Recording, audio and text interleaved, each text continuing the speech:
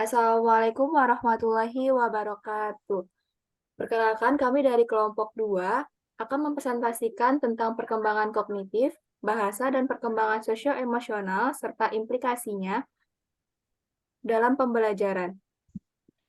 Pada presentasi kali ini, kami juga membedah jurnal yang berjudul Journal of Sociology Research and Education tahun 2018. Responden penelitian pada jurnal ini adalah anak-anak. Topik penelitiannya adalah perkembangan sosio-emosi anak pada masa awal, tengah, akhir, dan dilatar belakangi karena setiap anak memiliki karakteristik dan keunikan tersendiri. Maka dalam 3 proses perkembangan yang saling berinteraksi.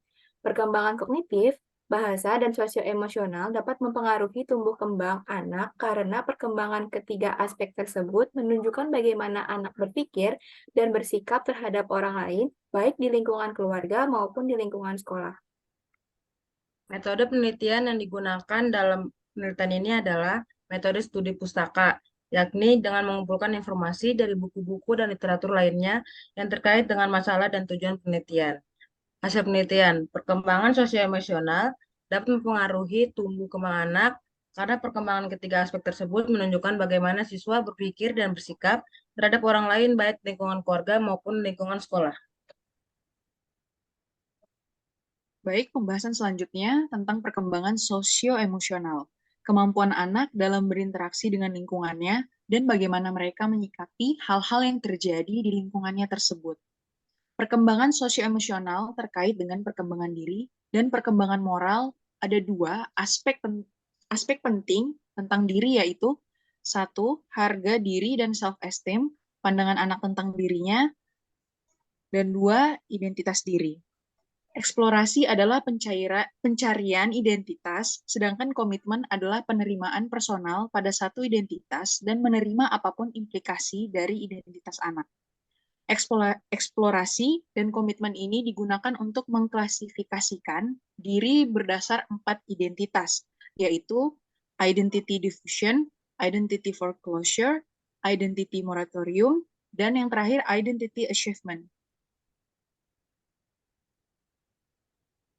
Perkembangan sosio-emosi pada masa awal, tengah, dan akhir anak-anak.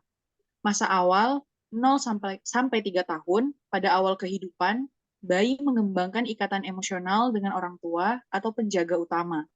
Mereka belajar mengenali ekspresi wajah dan emosi dasar seperti senang, marah, sedih. Respon emosional mereka terutama tergantung pada interaksi sosial. Masa tengah 4 sampai 11 tahun, anak-anak mengembangkan kemampuan sosial yang lebih kompleks dan berinteraksi dengan teman sebaya. Mereka belajar mengontrol emosi, menyesuaikan diri dan peraturan sosial, dan juga berbagi. Perkembangan empati dan pemahaman perasaan orang lain mulai terjadi.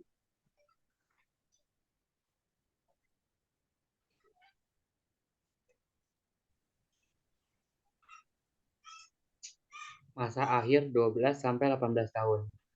Remaja mengalami perubahan emosional yang signifikan, termasuk identitas diri, peningkatan konflik emosional, dan tekanan dari perkembangan diri dan hubungan sosial. Mereka mengembangkan kemampuan mengelola emosi yang lebih matang dan berpikir kritis tentang identitas dan nilai-nilai. Perkembangan sosio emosi pada kanak-kanak berjalan seiring perkembangan fisik dan kognitif mereka. Sedangkan pentingnya interaksi sosial dan pengaruh lingkungan dalam membentuk kemampuan mereka untuk memahami dan mengelola emosi serta berinteraksi dengan orang lain. Teori perkembangan diri Erikson pada masa awal, tengah, dan akhir kanak-kanak. Pada masa awal 0 sampai 3 tahun, tahap kepercayaan versus ketidakpercayaan. Pada tahap ini, bayi mengembangkan dasar kepercayaan atau ketidakpercayaan terhadap dunia berdasarkan pengalaman awal mereka. Bayi yang merasa dicintai, diurus dengan baik, dan diberi perhatian akan mengembangkan rasa kepercayaan. Masa tengah 4 sampai 11 tahun, tahap inisiatif versus rasa bersalah. Anak-anak mulai mengembangkan inisiatif dan kemampuan untuk mengatur aktivitas mereka. Jika mereka didorong untuk mengejar inisiatif mereka, mereka akan mengalami perasaan positif. Namun, jika dibatasi atau dihakimi, mereka bisa bersalah.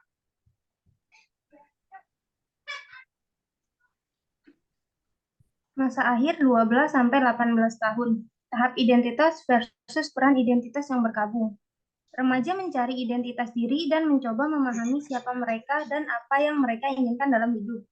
Jika mereka berhasil menemukan identitas mereka, mereka akan merasa memiliki peran yang jelas dalam masyarakat. Jika tidak, mereka mungkin mengalami kebingungan atau ketidakpastian.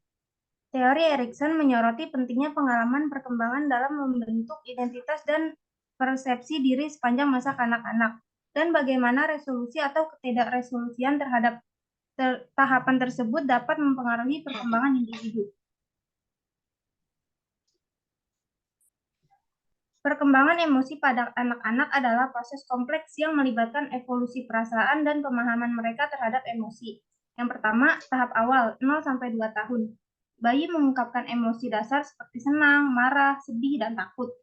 Mereka belajar mengenali ekspresi wajah dan suara untuk mengkomunikasikan kebutuhan mereka. Yang kedua, tahap prasekolah, 3-6 tahun. Anak-anak mulai mengembangkan pemahaman yang lebih kompleks terhadap emosi. Mereka dapat mengidentifikasi emosi dasar pada diri mereka dan orang lain.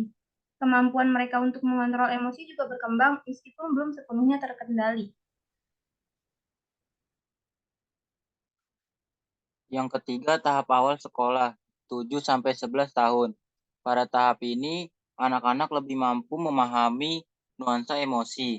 Mereka mulai mengembangkan empati dan kemampuan untuk melihat dari perspektif orang lain. Konsep diri dan perasaan mulai berkembang lebih jelas. Yang keempat, remaja 12-18 tahun. Remaja mengalami fluktuasi emosi yang kuat karena perubahan fisik, sosial, dan identitas diri. Mereka mengembangkan kemampuan mengelola emosi yang lebih matang dan berpikir kritis tentang perasaan mereka sendiri serta orang lain.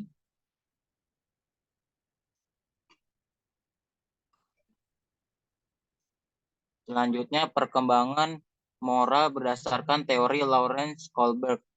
Yang pertama, tahap prakonvensional. Tahap 1, orientasi hukum dan kepatuhan. Moralitas tergantung pada menghindari hukuman. Tahap kedua, orientasi reward.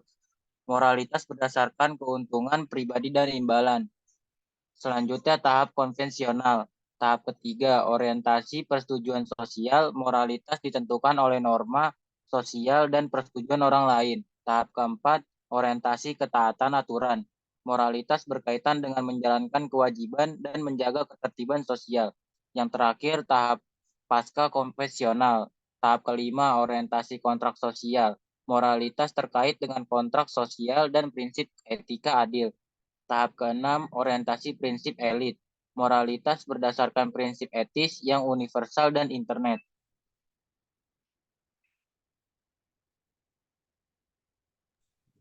Selanjutnya, perubahan relasi dengan keluarga.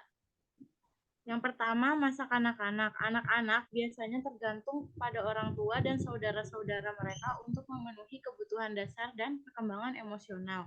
Yang kedua, remaja. Remaja mencari identitas mereka dan mulai perjalanan menuju kemandirian. Yang ketiga, dewasa awal. Individu sering pindah keluar dari rumah dan memulai keluarga mereka sendiri. Yang keempat, dewasa tengah. Individu biasanya memiliki tanggung jawab keluarga dan pekerjaan yang meningkat. Yang terakhir, dewasa tua. Dukungan keluarga menjadi lebih vital dalam menjalani proses penuaan dan kesehatan.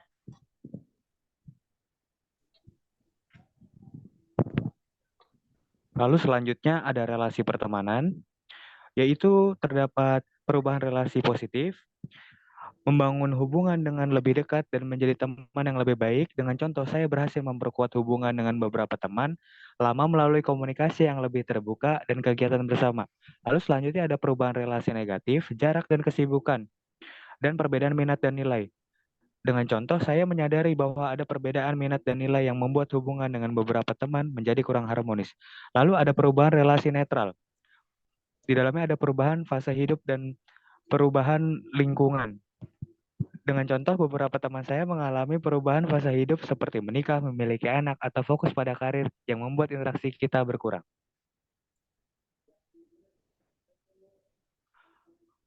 Lalu ada kesimpulan, yaitu individu mengalami serangkaian konflik psikososial yang harus mereka hadapi dan selesaikan selama hidup mereka. Setiap tahap perkembangan memiliki tugas khusus yang harus diselesaikan. dan hasil dari tugas tersebut akan mempengaruhi perkembangan sosio-emosional individu di masa depan. Terima kasih.